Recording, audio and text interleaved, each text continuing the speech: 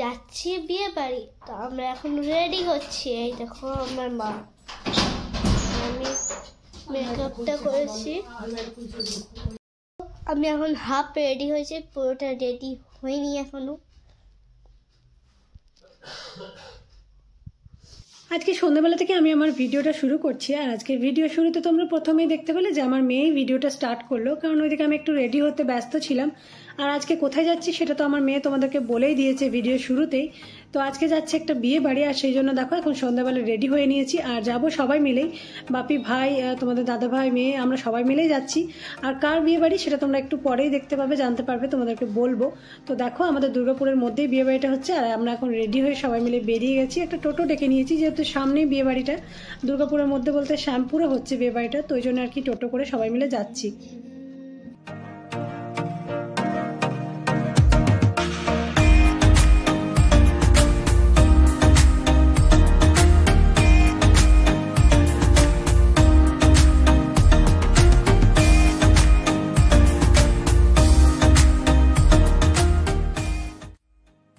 এখন ফাইনালি পৌঁছে গেছি বিয়ে বাড়িতে। আর বিয়ে বাড়িতে এসে দেখো এখন ওপরে যাচ্ছি, মানে একটা লজের মধ্যে বিয়ে বাড়িটা হচ্ছে।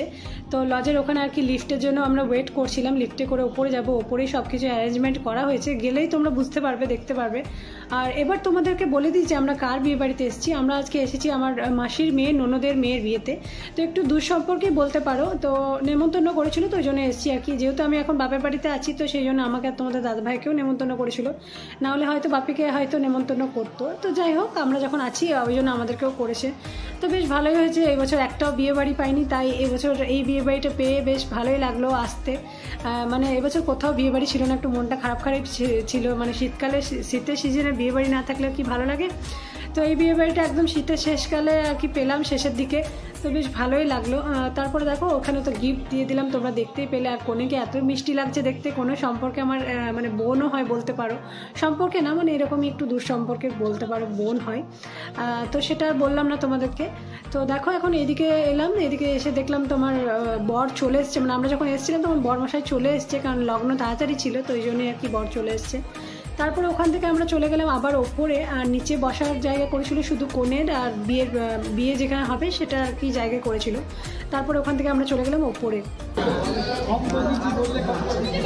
বেশি খাবে না বাবা, ঠিক আছে? কটা খেলে বেশি খাবে না।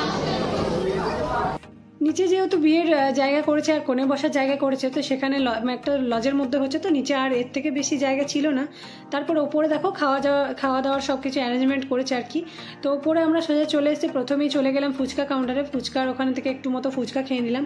যদিও আজকে সব রান্নাই কিন্তু নিরামিষ ছিল, ওরা তোমার ওই অনুকূল ঠাকুরের দীক্ষিত ছিল, তো সেই জন্য সব কিছু রান্নাবান্না নিরামিষ, টোটালটাই নিরামিষ ছিল। তো ওখান থেকে একটু ফুচকা নিয়ে নিলাম। মেয়ে তো বেশ ভালো ফুচকা খেয়েছে, ও আর মনে হয় না কোনো খাবার খেতে পারবে।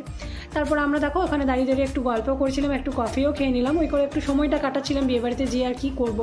তো ওখানে একটু দাঁড়িয়ে সময় কাটালাম। আর বাকি যারা এসেছিলো তাদের সাথে তোমাদেরকে একটু পরিচয় করিয়ে দিই।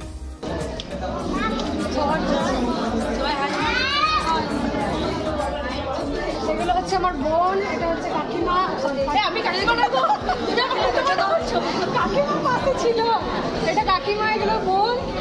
আর ওইটা একটা ছোট্ট বোন। এই যে ভাইকে তো আজকে দারুণ লাগছে। এই ভাইকে করো